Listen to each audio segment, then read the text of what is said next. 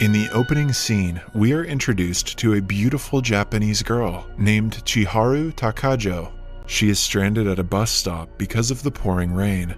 A young man, Yuichi Tokunagi, gets off a bus and joins her. He tries to start a conversation with Chiharu, but she is dismissive of his efforts. Yuichi takes the hint and quits talking.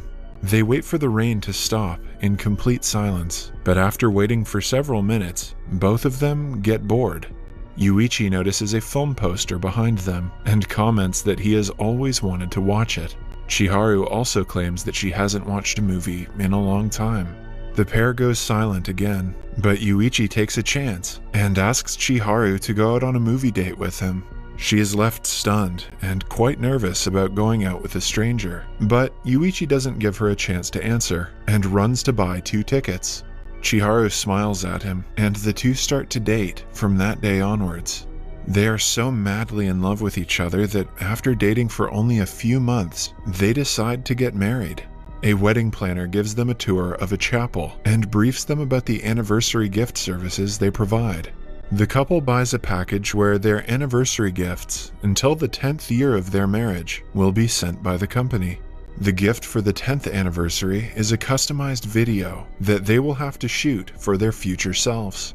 Chiharu excitedly compares the videos to a time capsule. However, Yuichi is not so confident about it. Yet, he agrees to participate for his fiancée.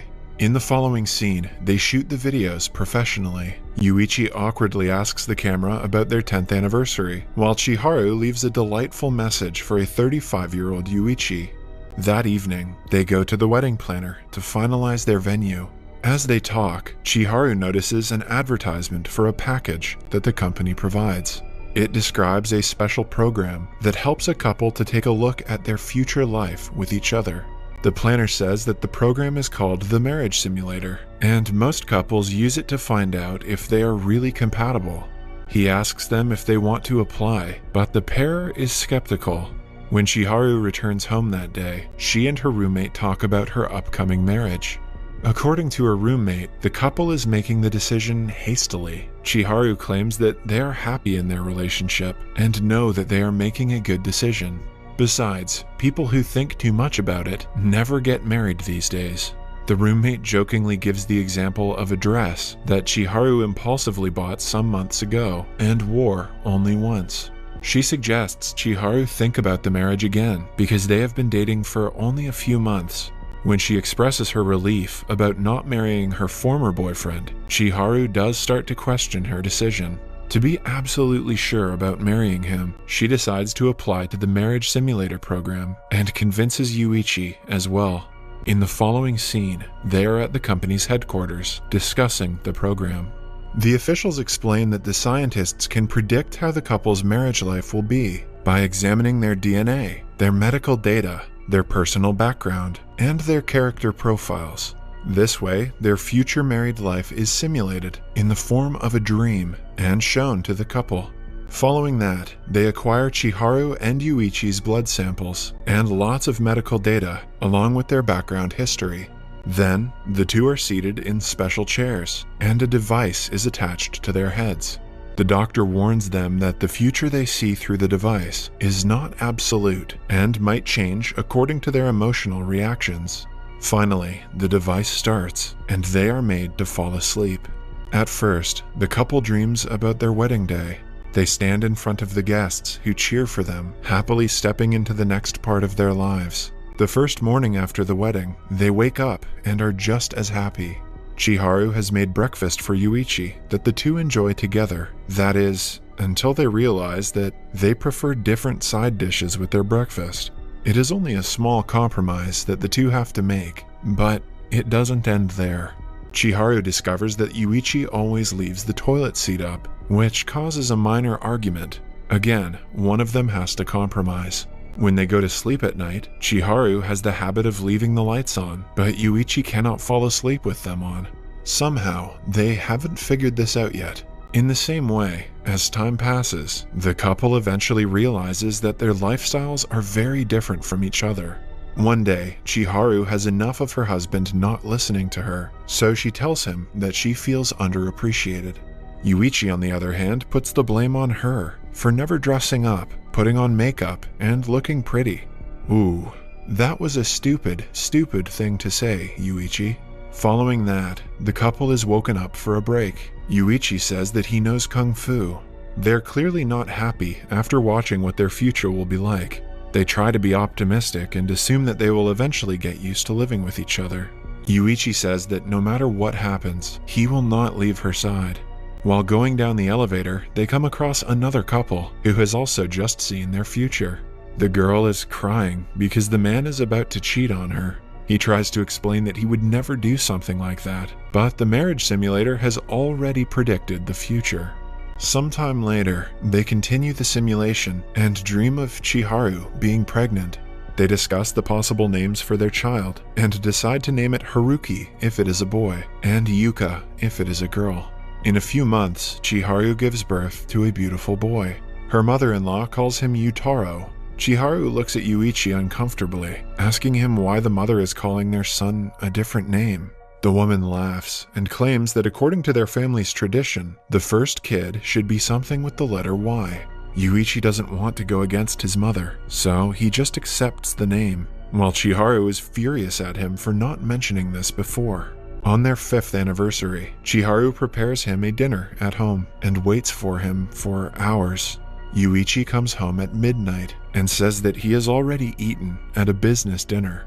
Chiharu is clearly hurt and upset, but Yuichi is dismissive of her effort to make him happy. She suggests they go out for dinner the next day, but Yuichi has to attend a golf match. Chiharu remembers the day they had met for the first time and reminisces about how good life was then. Chiharu finally tells him that she is hurt, to which he replies that he works hard to provide for the family, so she should be happy instead. He harshly asks her to stop bitching so much and be satisfied with what she has for once in her life.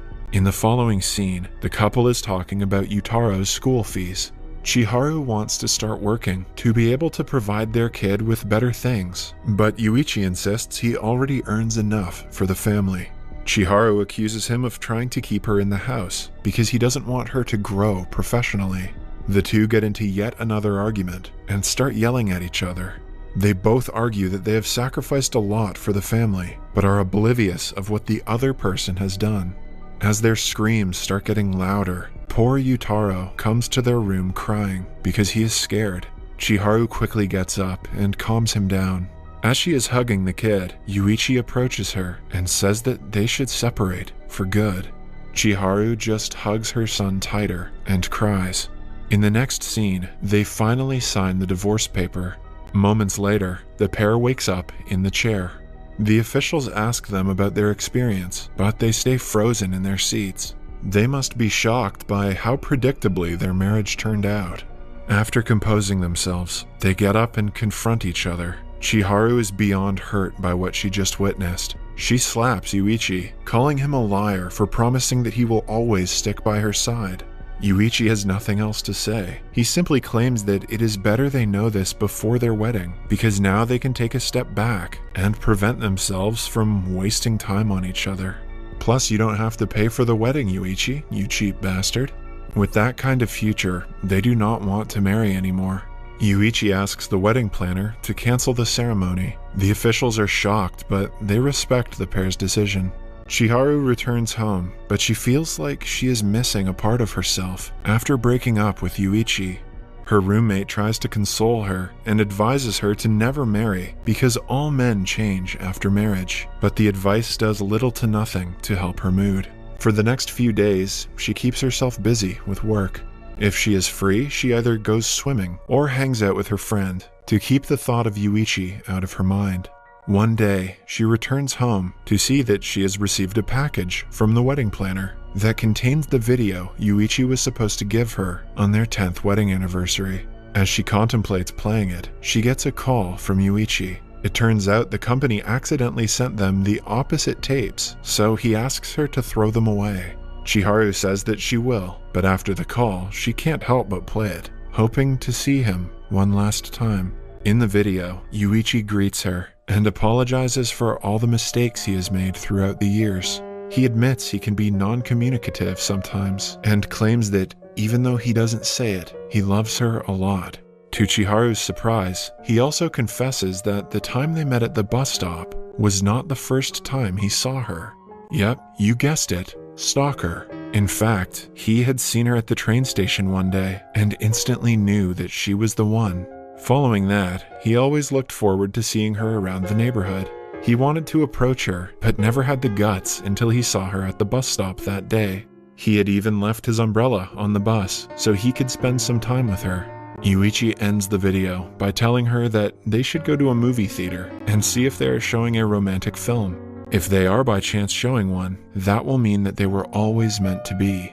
Given how popular rom-coms are, Yuichi made a smart bet here. By the end of the video, Chiharu is left sobbing. She has 100 things going on in her mind. Without thinking much, she runs to the movie theater that they went to on their first date. To her disappointment, it is showing a horror movie instead of a romantic one. She is about to return when suddenly Yuichi also arrives and asks her to come to the movies with him. The pair smiles at each other and reunites. Then, we find out that they are still watching the simulation. Them canceling the wedding was also part of it. The couple opens their eyes, still trying to comprehend the roller coaster of emotions they have felt in the past 2 hours. They get up from their seats and do not say a word to each other. The planner congratulates them and asks them about the experience, but still, the pair doesn't speak. In the following scene, we see them walking through a park. They have not talked to each other since watching the simulation. After walking for a long time, they hold hands and smile at each other. Subscribe for more videos like this, turn on notifications, and leave a like to help the channel out. Thank you for watching.